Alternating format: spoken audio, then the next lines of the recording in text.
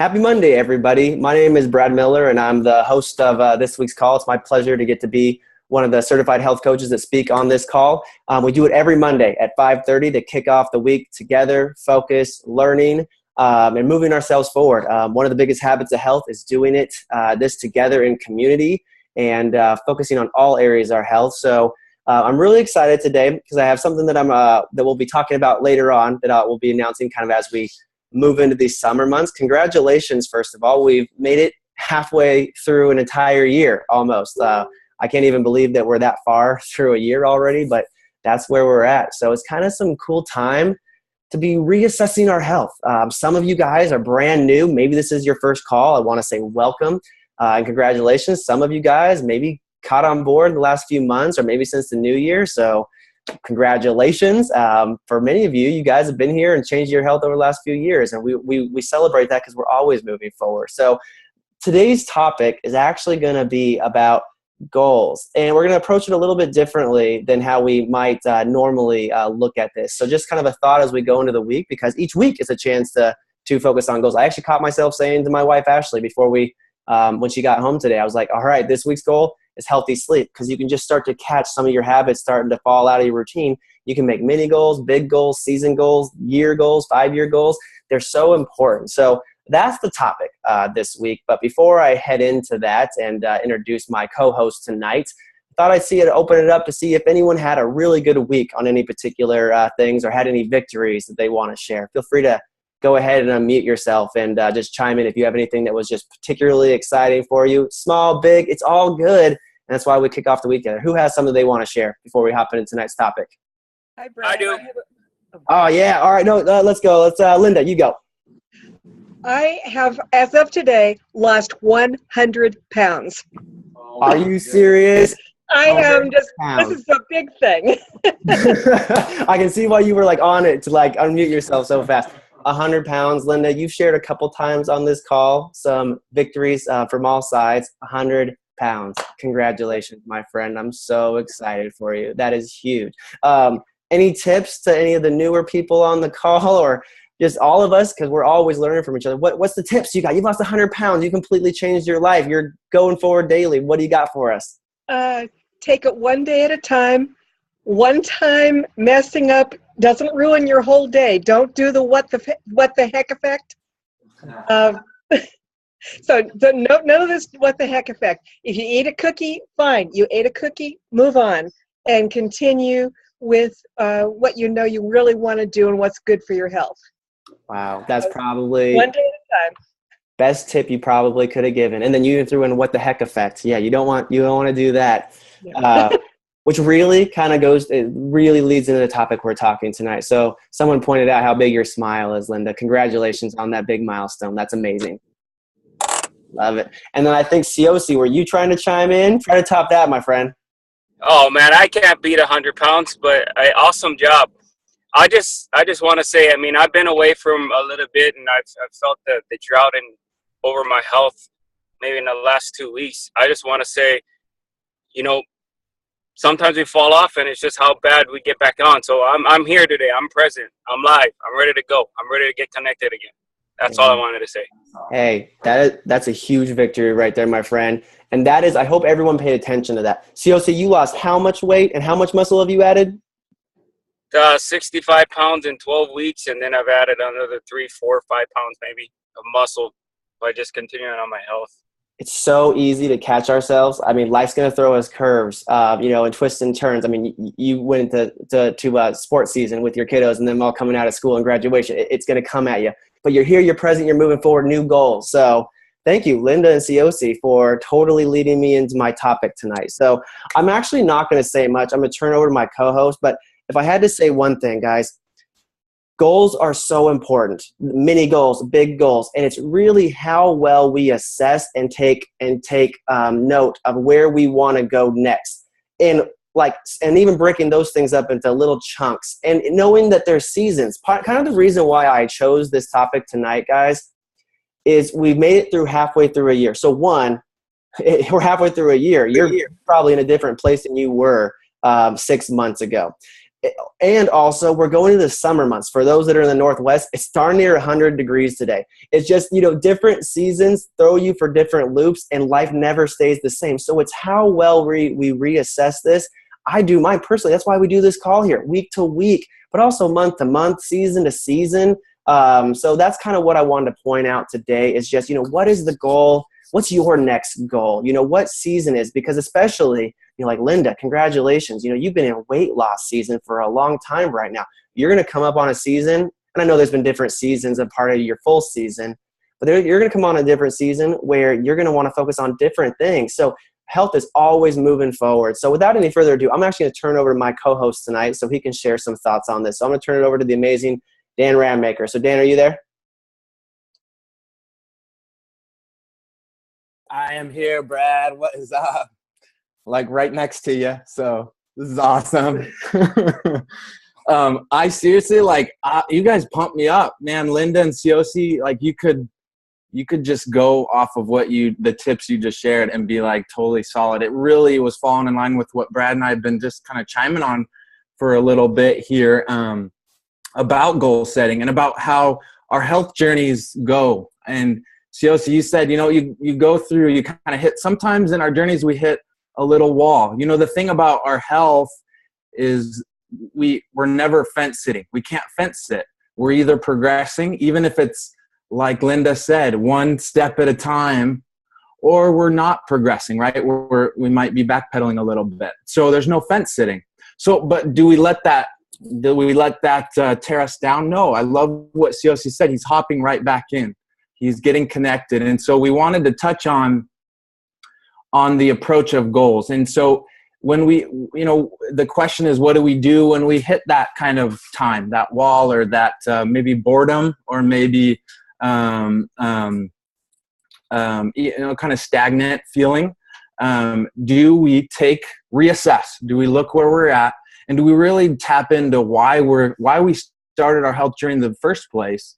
Get really clear on why we're doing it, right? Why we want it. What's driving us? Is it our family? Is it our children? Is it our career? And is it our hobbies? What is it that drives you? Get really clear and focus on that. And then we wanted to approach goal setting a little differently, because I don't know if you're like me or many people. We kind of tend to look for the latest and greatest thing, like this new thing that's going to help us just break through, right? When we know really deep down there's just these strong principles of habit creation. In Take Shape for Life, we talk about Be Slim, right? The foundational habits that are going to create lifelong success in our health. But sometimes we think, I got to do something like miraculous to get through this yucky part, right? When in reality, if we just take a step back, get really clear on why we are doing this and what we want, and then maybe look at our goal, approach it from a different direction or different angle, reassess. In fact, right in Be Slim, it talks about that, right? So real quickly, breakfast every day, right? Exercise, activity, support, having a community. Siosi hit it right on the head that, getting into that support. Low-fat meals 5-6 times a day, the 6 small meals a day, right? Individualized plans. Sometimes we have to reassess that and create a plan within those principles that's going to help us accomplish what we want, depending on the seasons of life, right? The ups and downs that come. And then M, monitoring. We have to have some kind of connection, whether that's we're tracking our weight change or our inches change, or we're tracking how we eat, right? Our daily journals. A monitoring system of some kind, right? So I don't want to get nerdy, but we were talking about the way our brains work, and the exciting thing about how the neural pathways in our brains in habit creation, right? So when we create habits, when we do an action over and over again, those habits or those actions have neural pathways that get bigger and bigger and bigger, kind of like the rut from a wheel in a road, right? It gets bigger and bigger and stronger and stronger. And by staying consistent with that, those bad habit ruts that are in there, the bad habit neural pathways, can get weaker and weaker and weaker and weaker over time. So instead of finding some new and great thing to do, if we stay focused on those basics, but maybe approach it differently with an individualized plan, we can keep that habit creation going, the consistency going, and get those good habits stronger and stronger and stronger. That's the neural pathway. There's also a chemistry that goes on in our brain that's freaking awesome, if I might say. Those happiness chemicals that our brain releases, dopamine, oxytocin. So the dopamine when we accomplish something. So by setting the goal and actually putting it into action, we release dopamine and we're excited about it. We get happy. We get excited because we accomplished a goal. Oxytocin's our companionship chemical. So when we're in a community, we use that support. We're doing it together. We feel companionship. We feel connected, and that gives us happiness. There's another one called GABA. I don't want to go into. There's some cool thing. It's just these cool chemicals that if you stay consistent, set goals, and approach it differently. Use your coach.